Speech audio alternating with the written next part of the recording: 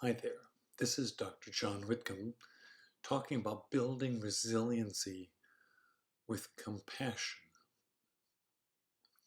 Now, we've learned that resiliency is one of the key features of healthy aging. You want to be resilient, and folks who live to be 100 show remarkable resilience.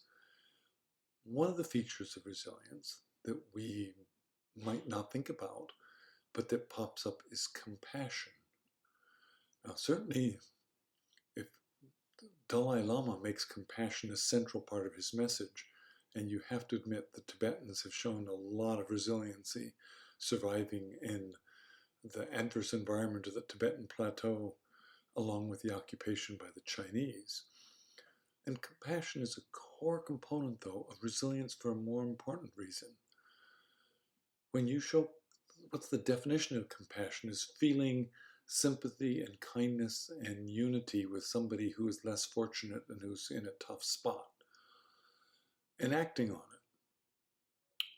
What happens when you feel compassion is that you participate in taking care of somebody who is less fortunate, who might be less able, and needs somebody to bend over on their behalf. When you do that, you increase your sense of group identity, your sense of safety, your sense of belonging. And we all need to belong to a tribe, a group, and we need to belong to a community. And when you participate that, you make yourself feel better. For several reasons. It helps the person who needs the compassion. It also helps you, because in that regard, it builds your sense of personal belonging and giving and efficacy. This is really interesting. So at the University of Madison, this week's study, this author by the name of Goetz, G-O-E-T-Z, took students and had them for 2 weeks practice a meditation practice based on compassion. And then they did functional MRI scans of their brain, and in just 2 weeks they were able to show that the amygdala part of the brain wired more strongly. And that's a part of your brain that mediates emotion. This is totally fascinating. So you can actually change the wiring in your brain by practice. And that's what we're learning. If you want to build compassion, you have to practice it. And the way you Rick Hansen in his book, Resilient, talks about training your brain with small actions of compassion. And to do that, you actually have to be compassionate towards yourself first.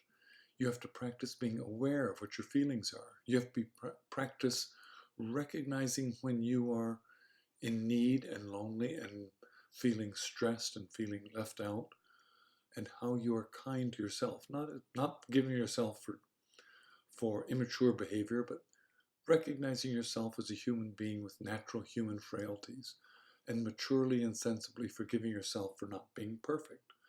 And when you practice recognizing and acknowledging and forgiving yourself, you can recognize and acknowledge and forgive others. And that builds resiliency. You get an upward virtuous spiral, and that makes you better. So this is a really interesting idea. It's something you can practice every day. Remember, wires that fire together wire together. You can build your brain with practice, and compassion is one of the key features. Try it. Dr. John Whitcomb for News and Nutrition, building resiliency with compassion.